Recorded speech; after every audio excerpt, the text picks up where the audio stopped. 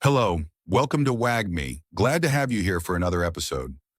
As we gear up for a new bull run, let's revisit one of the most dramatic stories in crypto history, the Terra Luna collapse.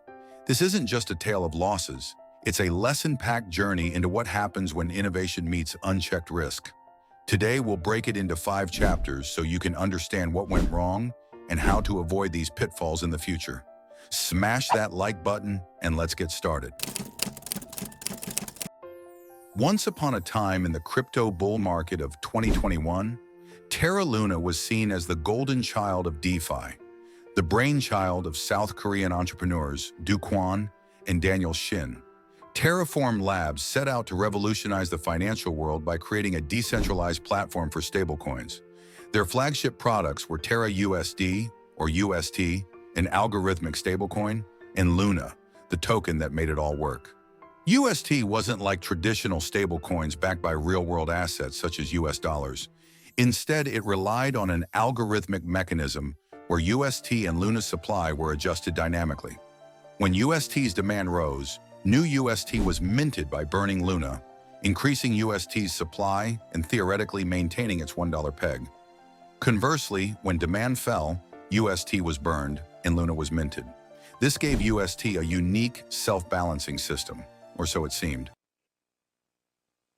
Yeah, thanks for having me, Zach. So how Terra works is instead of keeping a dollar in the bank account for every stablecoin that's issued, you have a reserve currency called Luna that helps to stabilize Terra's peg. So the idea is that at any given time, in order to mint 1 unit of Terra USD, you need to burn a dollar's worth of Luna. And then vice versa, if you're trying to redeem out of Terra USD, you burn it and then get a dollar's worth of Luna in return. So this is a completely decentralized system where you can have stablecoins that are issued by a community of holders of the Luna token. So the reason why this is valuable is there's a lot of regulatory movement coming from jurisdictions all across the world to censor the underlying bank accounts under stablecoins.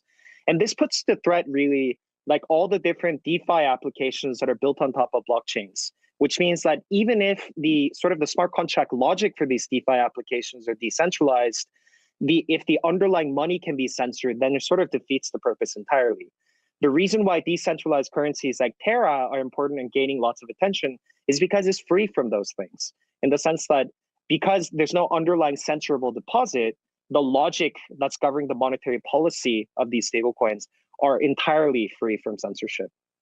The Terra ecosystem wasn't just theoretical, it had real-world adoption, especially in South Korea. Through platforms like Anchor Protocol, Terra offered jaw-dropping yields of 20% on UST deposits. This attracted not only retail investors, but also institutions. In early 2022, UST had over $60 billion in circulation. With Luna's market cap peaking at $40 billion, Luna skyrocketed to an all-time high of $119 in April 2022. The excitement was palpable. Even big names like Mike Novogratz, Mark Cuban, and Chamath Palihapitiya endorsed the project. Galaxy Digital's Novogratz famously got a Terra Luna tattoo as a symbol of his belief in the ecosystem. With billions flowing into the ecosystem, many believed Terra was unstoppable. But as we now know, that confidence was misplaced.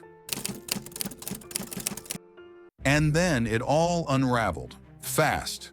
What was once one of the top 10 cryptocurrencies turned into one of the biggest failures in financial history. Here's how it happened. In the first quarter of 2022, cracks began to show. Anchor Protocol, which had become the backbone of the Terra ecosystem, was exploited for over $100 million. While the funds were stolen, the bigger issue was the reliance on unsustainable yields to attract deposits. Critics argued that a 20% APY was too good to be true, but by then, billions of dollars were already locked into Anchor. On May 7th, a whale, possibly a coordinated attacker, dumped a massive amount of UST on Curve Finance, exchanging it for USDC. This dump pushed UST off its $1 peg, a critical flaw for a stablecoin. This triggered panic, and other investors began dumping UST too. UST fell to 98 cents, then 95 cents, and it was clear something was very wrong. The depegging triggered what is now known as the death spiral. To stabilize UST, the protocol started minting massive amounts of Luna to buy back UST. But this created hyperinflation, destroying Luna's value. In just 2 days, Luna's price collapsed from $80 to below $1, and eventually to less than a fraction of a cent. By May 13, UST's value had plummeted to 13 cents, and Luna was practically worthless.